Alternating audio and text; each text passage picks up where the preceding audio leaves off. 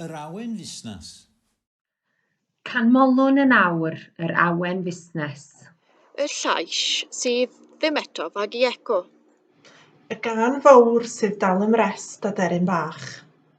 A defnyddiwn ddyddiau'r dwymin i fyfyrio'r ail gychwyn. I fapio'r posibiliadau. Mynychu gweminarau. Cael ein mentore. Rhaid i'r busnes newydd fynd yn rhagabobus. Rhag i'r hwch ddod ar gyfyl y siop.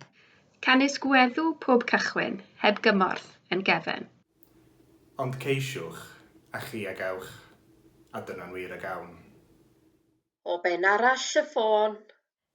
Neu hyd bus bant ar y we, dyma'r allwedd i lwyddo'n lleol.